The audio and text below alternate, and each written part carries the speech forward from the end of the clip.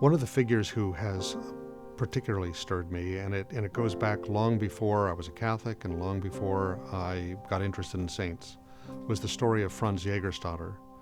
He's an Austrian layperson, devout Catholic, who was beheaded by the Nazis for refusing to take an oath of allegiance to the Nazis, and a military oath. He was beheaded in 1943. I had read a biography of him years ago. It was only as I was working on this book, in fact, that I became aware that he was a Third Order Franciscan. So that made a certain sense.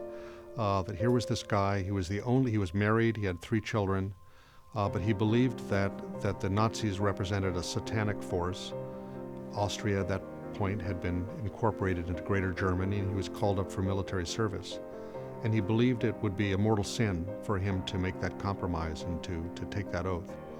And what was so interesting about him was that he actually consulted his pastor, and he consulted the local bishop, which involved a trip to the next town. And they advised him, as I expect virtually any bishop or pastor at the time would have done, that he should preserve his life, and his responsibility as a father and a husband, not to mention his duties to his fatherland, and other people were serving honorably, defending their country on the Russian front or whatever they were doing. So he took that all in, and he couldn't square that with what his conscience told him about the truth of the gospel. And so, all alone, without any expectation that he was going to end the war or that anybody would even know what he had done, except that insofar as it brought a certain kind of shame to his family and his village, he goes in, turns himself in, says, I'm not going to take the oath. They try to talk him out of it, and he's ultimately beheaded. And the fact that, that spoke to me so deeply on just a human level, but also very personally. It raises the question, what is it that we're not seeing in our time? That the things that we take for granted, where we put a higher priority on preserving our options or saving our skin or avoiding risk or sacrifice. And from a distance, it seems utterly obvious and clear that here's a guy who did the right thing.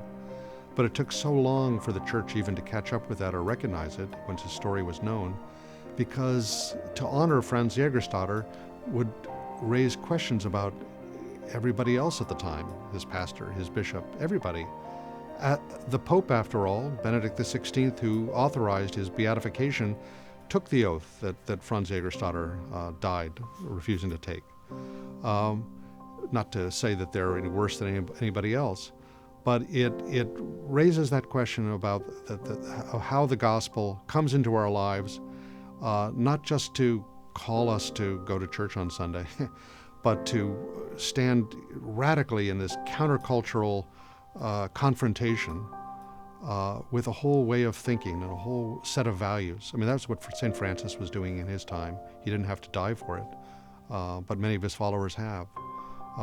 And in so doing, they're doing no more than what Jesus said would happen to his followers.